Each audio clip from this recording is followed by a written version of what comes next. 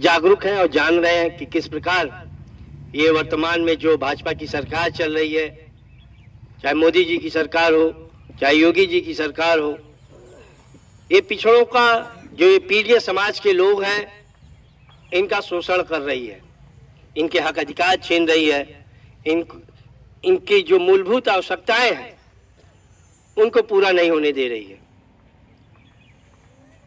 और जो देश का संविधान है वो खतरे में पड़ा हुआ है। भाजपा के लोग जो बाबा साहब को नहीं मानते हैं वो हमारे देश के संविधान को भी नहीं मानते हैं, और हर कदम पे उनका यही प्रयास रहता है कि हम कैसे इस तरीके से काम करें कि जो पुराना मनुवाद था, जो सामंतवाद था, वह पुनः स्थापित हो जाए, पीढ़ी के लोगों का हकों का शोषण कर लें और आजाद भारत के पहले वाला भारत की स्थापना करना, ये भाजपा का मुख्य उद्देश्य है। हमें लड़ाई लड़नी पड़ेगी, क्योंकि जब से ये भाजपा की सरकार चल रही है, आप बताओ आपके नौजवानों को कितना रोजगार मिल रहा है? अगर बेरोजगारी बढ़ रही है, अगर अशिक्षा बढ़ रहा है, अगर महंगाई बढ़ रही है, मैं एक बार आप सब लोगों से अनुरोध करूंगा कि जो 2014 के पहले प्रधानमंत्री मोदी जी जो अपने भाषणों में कहा करते थे, उसको एक बार फिर से देखिएगा। देखिएगा क्या आज वो बातें वो लागू होती है? क्या वो बातें आज प्रधानमंत्री जी कहते हैं? क्या वो बातें आज भाजपा के लोग कहते हैं? वो जब 2014 में सुभाष चंद्र बोस की बातें किया करते थे, फाइलें खोलने की बात किया करते थे, आज वो उनकी बातें नहीं करते हैं। वो बहलाने का, फुसलाने का काम करते हैं। वो कभी आपको जात के नाम पे, कभी धर्म के नाम पे वो बांटने का काम करते हैं।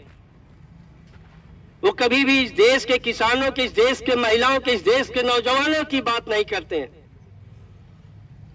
आपने देखा, हमारे ही अभी कुछ समय के पहले की बात है, एक हमारे पड़ोस में राज्य है बिहार राज्य, वहां पे एक नीतीश कुमार जी मुख्यमंत्री हुआ करते थे, और जब एनडीए में थे तो उन्होंने कहा कि आज के समय में रोजगार देना नामुमकिन है। लेकिन फिर उनका बदलता है, वो इंडिया में आते हैं और इंडिया गठबंधन में शामिल होते हैं, तो श्री तेजस्वी यादव वहां के उप मुख्यमंत्री बनाए जाते हैं, और तेजस्वी जी तुरंत कहते हैं कि हम नौजवानों को रोजगार देंगे। बिहार की सरकार भर्तियां खोलती है, लाखों नौजवानों को अध्यापक बनाया जाता है। उसमें केवल बिहार राज्य के लोग नहीं थे, वो उत्तर प्रदेश के भी लोग थे। वो जौनपुर के, हमारे जौनपुर के तमाम नवयुवक नवयुवतियां हैं जो आज भी अध्यापन का कार्य बिहार में करा रहे हैं। मैं यहां बड़े बुजुर्गों से पूछना चाहूंगा, आपने तो शायद यही सुना था कि पहले बिहार राज्य के लोग हमारे उत्तर प्रदेश में आके रोजगार मांगा करते थे, हमारे यहाँ खेती मजदूरी का काम किया करते थे। फिर आज ऐसा क्या हो गया कि जो राम राज्य वाला, योगी राज्य वाला सरकार है, ट्रिपल इंजन वाली सरकार है, उस सरकार में रहने वाले उत्तर प्रदेश के नौजवान रोजगार के लिए बिहार जा रहा है। तेजस्वी यादव जी ने बदलाव किया, उन्होंने इस देश के नौजवानों के अंदर सपना दिखाने, उनका सपना पूरा करने का प्रयास किया। नीतीश कुमार जी का मन बदलने लगा, वो फिर से इंडिया से जाके एनडीए में जाने लगे। खतरा नीतीश कुमार जी को नहीं था। ये भाजपा के लोग ये नहीं चाहते थे कि वहां पे इंडिया के गठबंधन की सरकार चले। तो आपको ये सोचना पड़ेगा आखिर ये मोदी सरकार क्यों नहीं चाहती थी। असल में जब नौजवानों को रोजगार मिलने लगा तो मोदी सरकार डर गई।